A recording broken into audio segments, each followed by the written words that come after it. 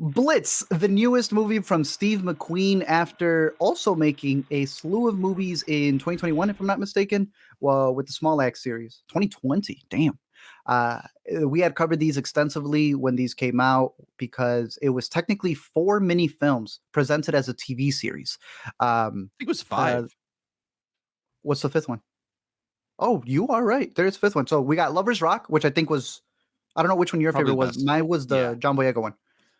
Was this your I favorite think I one? like Trevor's Lock the most, but then the John Boyega one is probably second.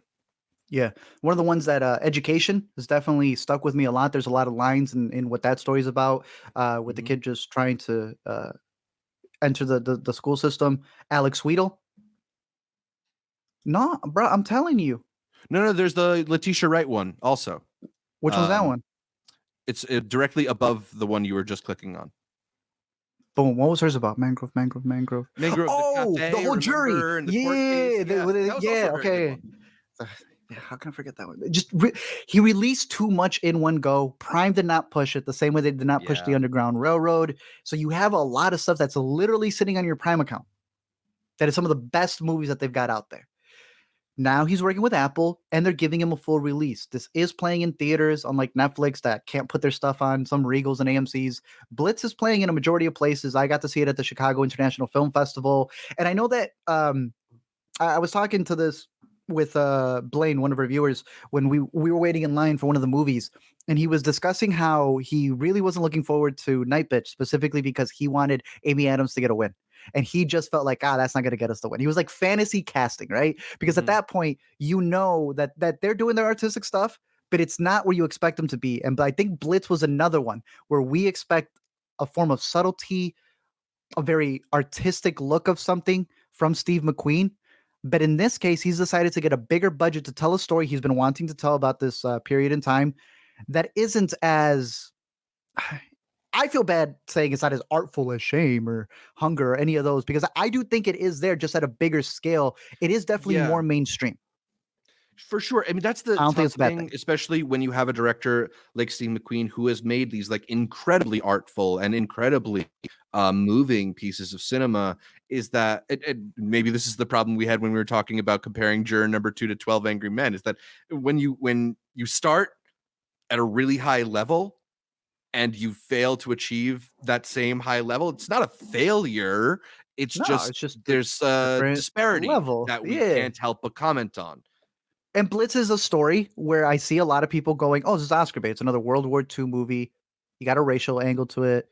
You got Saoirse Ronan running for this role. You got all these different things that I don't think make it a bad movie, but doesn't make it this fresh thing that McQueen could hit us with." But I still like it. So I've been finding myself be a little bit of a defender for Blitz because I think Mhm. it has an incredible child performance in it. I don't know if you want to recap the story because I know we both mentioned it at the festivals, but Yeah, so I think it's a solid story. it takes place during the Blitz in London and during World War II, as London is being bombed by the Germans, and uh, people are being evacuated from the capital. So Saoirse Ronan, who plays Rita, a mother to a 9-year-old, decides to put her 9-year-old on the train to evacuate him from the city. And her 9-year-old George, played by newcomer Elliot Heffernan, escapes that train and begins a wayward journey back home. That is sort of like an Odyssey like thing where he comes Yeah. across many different people on his way back.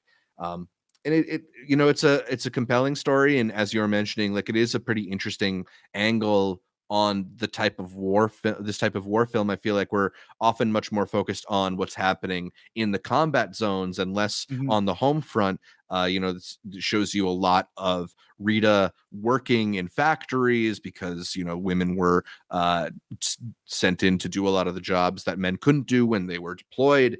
And it also has a interesting perspective on race because while we often talk about war as this time when countries come together to fight for greater good or bigger Mhm. causes, the reality of it is that people are selfish and self-serving, and aren't going to ignore their prejudices just because there's bombs being dropped. So Yep. the way that I think the thing that I was struck with the most by this movie is how it pokes a hole in this idea of um, togetherness as a result of war, and it really shows humanity's individualistic nature in Mhm. times of desperation, which is definitely an interesting perspective to get on this type of war movie.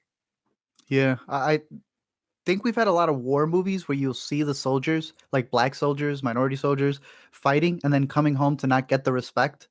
You get a Right. lot of those in America, and I felt this was like an interesting flip because it's him entering war where the kid gets to reflect back at, yo, I've actually been going through this the entire. I can't play a soccer game without Mm, me getting belittled and all these different things that were happening. And it's not till he goes through this entire ordeal where he gets sent off, runs away, and in that search back home to his mom, that he comes across a soldier who kind of teaches him, like, when people disrespect you back, whistle.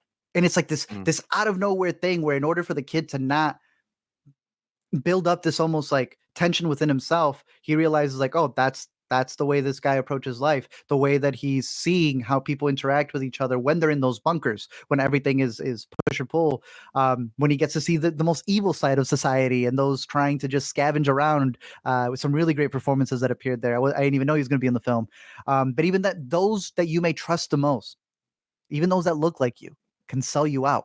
All of these things that happen in a crisis, I thought was a really good look into this kid's story. And I also think it's shot incredibly well. I know it's a big mainstream film, but if we're talking about this being like a lot of the generic Oscar bait that we get throughout the years, then this is some of the best served up because to me, he is telling a story that he cares about, not for the awards, but because he is able to use that budget to show you these bombings and the different scenarios, to show you what it was to be there in those towns. And I think since Steve McQueen is from over there in the UK, he's able to showcase a lot of these pieces the way he was able to in small acts just in this era. I don't know. I thought he did a really good job with it. Good performances, good score as well. mm. I think a lot of people wait for it on Apple TV Plus, and if you can catch it there, at least they're one of the best people in projecting and distributing their stuff there.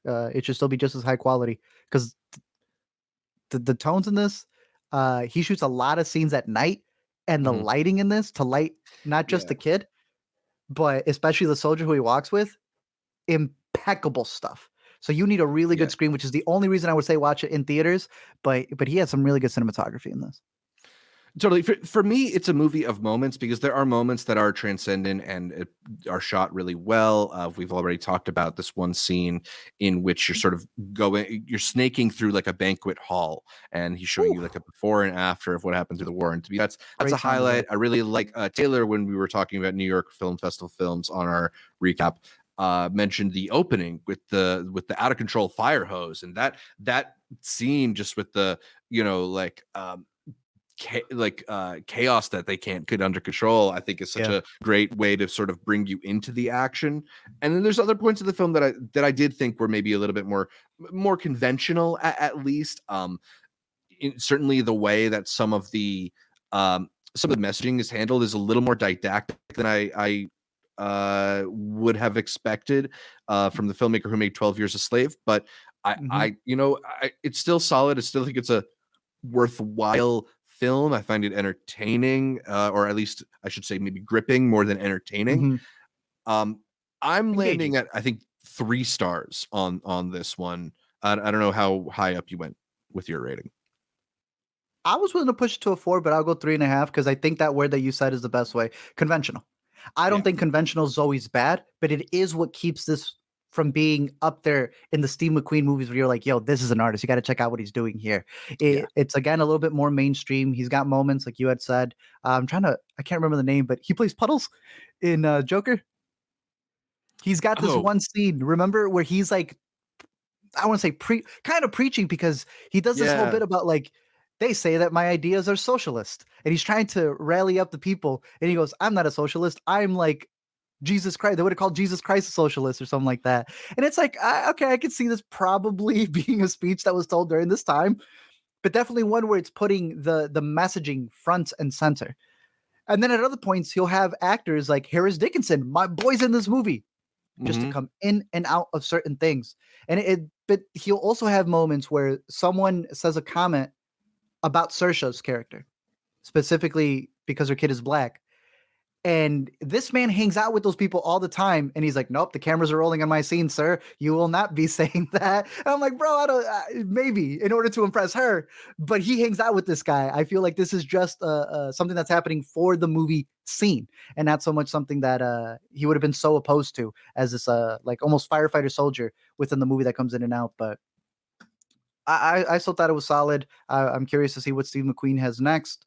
I know even last year, I'm still working through his documentary, Occupied City, since this one's a whopping 266 minutes. But again, if you never got the chance to catch any of the Small Axe movies when they were released on Prime, definitely give those a watch as well. Would you be surprised if this one ends up as a Best Picture nominee? It's kind of one of those bubble contenders that people are talking about right now. Again, I like it, so I'm not against it. But as I also admitted, for those who think this is Oscar bait, that's the worst thing that could happen to it. I'm glad he got to make this movie he wanted to tell, and to me, sometimes that's the most important part. And it gets to live on Apple TV Plus. He got it funded. I like the kid, but I don't think he would even crack my top 10.